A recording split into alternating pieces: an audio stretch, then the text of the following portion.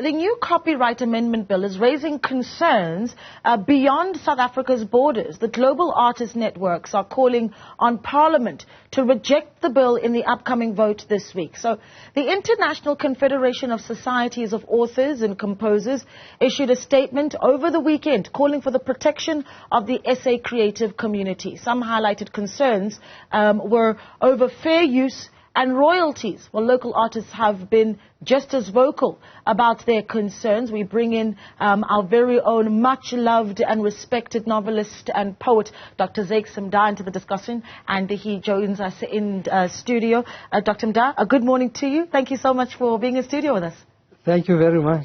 Thank you for inviting me. I think, even before we came out to that ad break, Aldrin walked in as well, and he says, to touch your blood, and certainly right. It's one of those that I think, you've really shaped the thinking of so many young black people of color. Your books are a whole world of their own, and now this discussion around how we protect your intellectual property. Talk to us about what you make of the bill. You have international authors and creators saying, no, this is setting a bad precedent for South African creatives. Well, yes indeed. This bill, if it becomes law, is going to be very harmful. It's going to be harmful to me as an individual artist, writer, and so on, but is also going to be harmful to the publishing industry in general. Not just the educational publishing sector, but the publishing industry. You see, let me give you an example, for instance, how, as an artist who creates works that are consumed internationally, how it's going to be harmful to me. You see, my policy has always been every new book of mine must first be published in South Africa.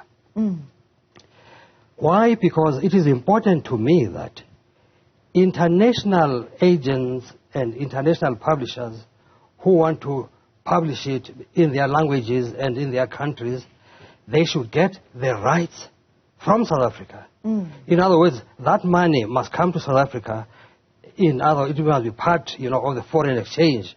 My country must earn foreign exchange through these works. Right. So every book, even those books that are published in America, in England, in Australia, and so on, in India, they are first published in South Africa first.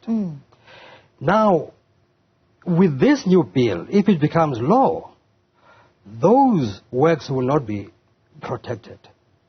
There is nothing that stops any pirate publisher from anywhere to come and use the fair use excuse to publish those books without getting my permission or my publisher's permission, and therefore without me earning any royalties from the sweat of my brow. You see? And also there would be no need then, in any case, for me now to say my books must be published in South Africa to earn my country foreign exchange. There won't be any use for that because they are not protected in South Africa. I would rather then my books are published elsewhere, where the laws are protective, that's of my rights.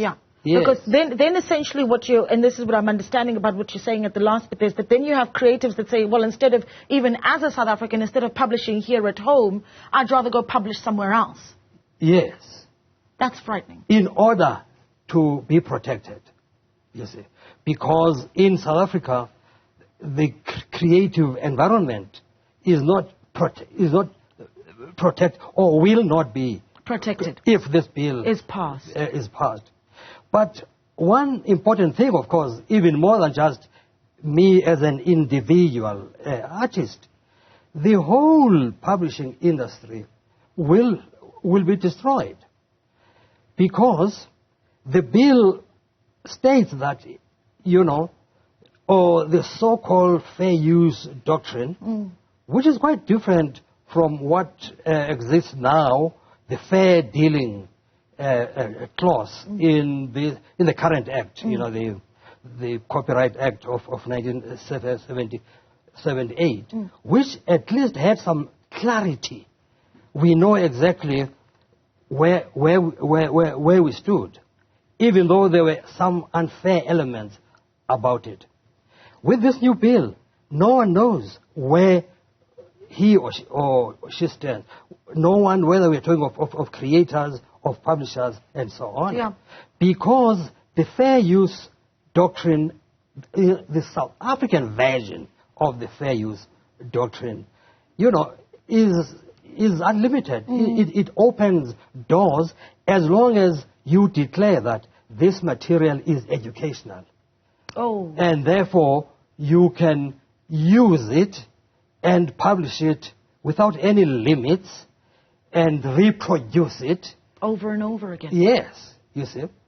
What would be the point then of anybody creating anything when you will not be rewarded for it? I'm thinking, Dr. Mda, already about, you know, the preciousness of having a book that you love and how something like that devalues that very book. But let me ask you this, Dr. Mda.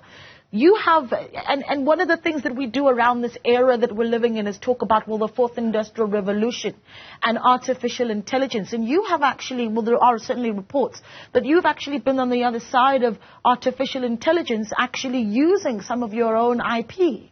Yes.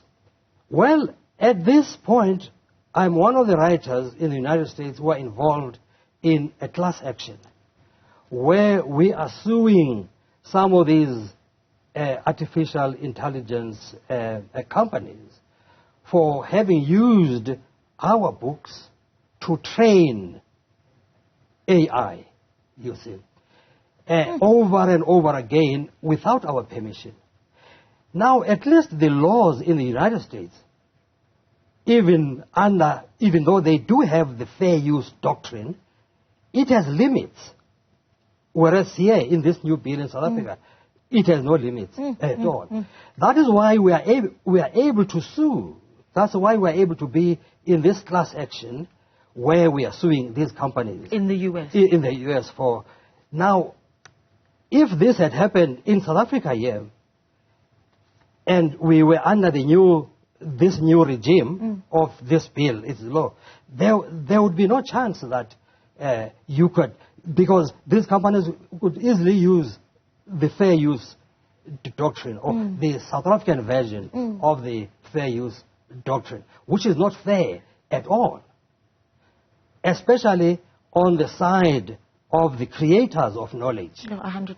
On the side of the researchers, in other words, it's going to kill the research industry.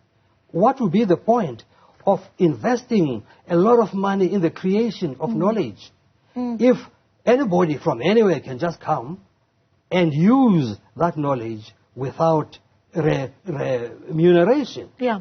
Yeah, yes. I find it quite powerful that you've got a global network of more than 5 million creators that have stepped in and is imploring South Africa's parliament not to adopt this controversial copyright amendment bill. I find that very, very interesting. 5 million creators from around the world. Yeah. How are South African creatives engaging with the discussion? I know that the bill was turned down by the president 4 years ago. What have been interactions with our parliament since then? Well, you see, unfortunately, because most of the time I operate outside, I am not actively engaged in the South African struggles, but they are active. There are many organizations that I know of with whom, the individuals in those I've interacted with, you see.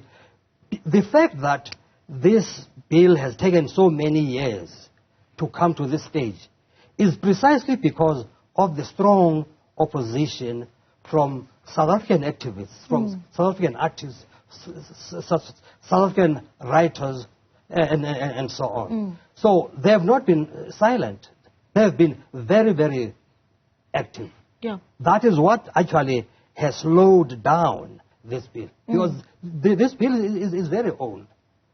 Yeah. Your message to parliamentarians, just as we wrap up the discussion, Dr. Stop it. Yeah. That's all I can say to them, there is no reason to have a bill like this that destroys what we are trying to create here. Yeah. Under the guise of protecting us. Because, you see, the parliamentarians and so on don't have any evil intent. To them, they think this bill will protect us.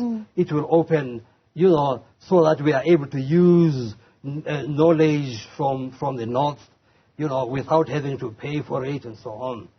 They don't realize that we are creators of knowledge too. And therefore, our knowledge will also be open for misuse and abuse. Yeah. You see.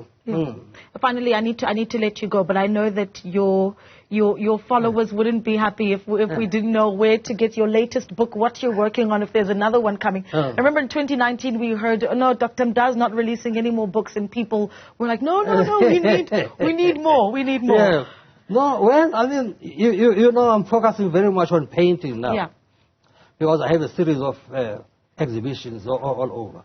But of course, I mean, I will continue to write, especially for children. I continue to write. My last novel was only a year, or maybe 2 years ago, Wayfarer's Hymns. You see. And there won't be another one for another 2 years or so. Okay. Whilst I focus on painting and exhibiting my work. All right. Well, we'll be coming to see all of those exhibits, and we appreciate the time. Thank you so much for coming in. As we wait for that 2 years, go ahead and look at the massive array of books that Dr. Mda certainly has given us. I have to say, my favorite has to be The Whale Caller. It still sits in my mind. Always a pleasure to reread that one. Yes. That Dr. Zakes Mda, novelist and author, celebrated not just here in South Africa, but certainly all over the world, having a really big discussion with us about protecting the works of our creatives here in South Africa.